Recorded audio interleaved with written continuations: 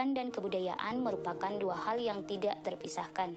Pendidikan akan membentuk kebudayaan sehingga dapat menjadi peradaban. Pendidikan dihadirkan untuk menghantarkan bangsa ini menjadi bangsa yang beradab dan berbudaya. Keberadaan pendidikan bertujuan untuk memerdekakan, membentuk individu-individu yang merdeka. Anak diberikan kebebasan untuk tumbuh kembang sesuai dengan potensi yang ada di dalam dirinya. Proses pendidikan memandang anak dengan rasa hormat. Artinya, memahami kodrat bahwa anak merupakan ciptaan Tuhan yang memiliki karakter masing-masing.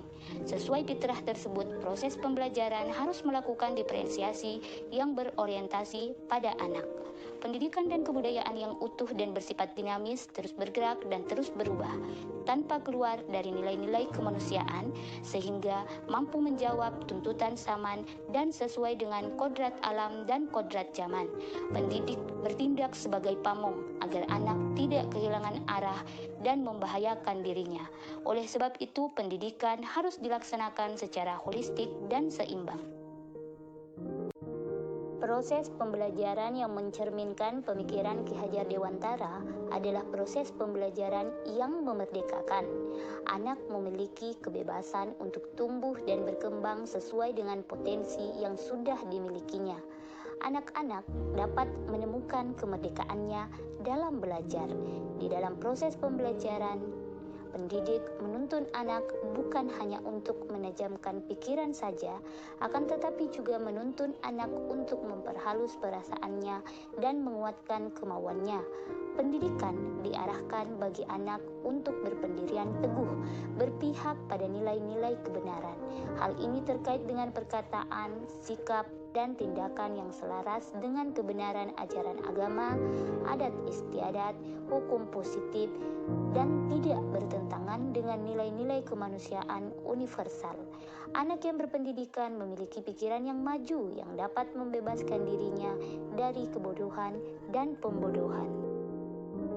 Agar proses pembelajaran yang mencerminkan pemikiran Ki Hajar Dewantara dapat terwujud, anak dan pendidik harus merdeka secara lahiriah dan batiniah.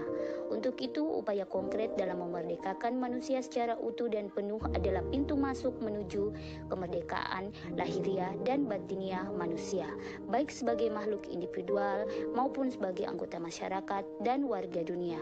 Sebagai pendidik, hal yang dapat kita lakukan antara lain sebagai berikut: membuat kesepakatan dengan murid sebelum proses pembelajaran dimulai, mengumpulkan informasi masing-masing siswa, merancang kegiatan proses pembelajaran yang bermuatan pendidikan dan penguatan karakter, merancang kegiatan proses pembelajaran yang berorientasi atau berpusat pada siswa, merancang kegiatan proses pembelajaran keterampilan abad 21, dan merancang strategi atau metode pembelajaran yang sesuai dengan tuntutan zaman, serta merancang kegiatan pembelajaran pengembangan cipta, rasa, dan karsa.